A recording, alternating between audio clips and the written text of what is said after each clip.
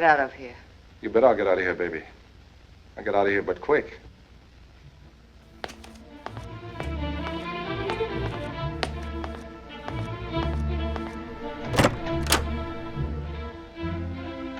So I let her have it straight between the eyes.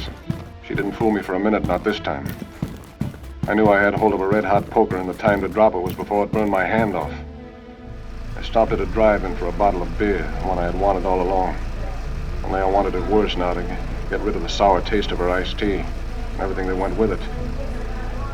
I didn't want to go back to the office, so I dropped by a bowling alley at 3rd and Western and rolled a few lines. Get my mind thinking about something else for a while. I didn't feel like eating dinner when I left, and I didn't feel like a show. So I drove home, put the car away, and went up to my apartment. It had begun to rain outside, and I watched it get dark and didn't even turn on the light. That didn't help me either. I was all twisted up inside, and I was still holding on to that red-hot poker. And right then it came over me that I hadn't walked out on anything at all. That the hook was too strong. That this wasn't the end between her and me. It was only the beginning. So at 8 o'clock the bell would ring and I'd know who it was without even having to think. As if it was the most natural thing in the world. You know that big market up in Los Feliz Keys? That's the place Phyllis and I had picked for a meeting place. I already had most of the plan in my head, but a lot of details had to be worked out. And she had to know them all by heart when the time came. We had to be very careful from now on. We couldn't let anybody see us together. We couldn't even talk to each other on the telephone.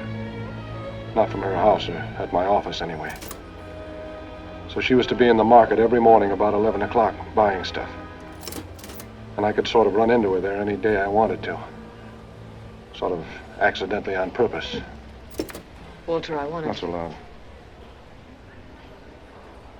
to talk to you ever since you... First. It's all set. The accident policy came through. I've got it in my pocket.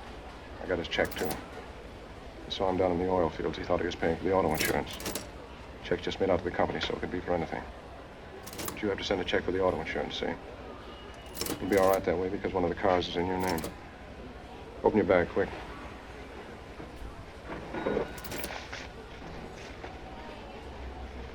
Can you get in the safe deposit box? Yes, we both have keys. Fine. But don't put the policy in there yet. I'll tell you when. Remember, you never saw it. You never even touched it. Do you understand? I'm not a fool. Okay. When is he leaving on the train? That's just it. He isn't going. What? That's what I've been trying to tell you. The trip is off. What happened? Mister, did you reach me that package of baby food? That one up there? I don't know why they always put what I want on the top shelf.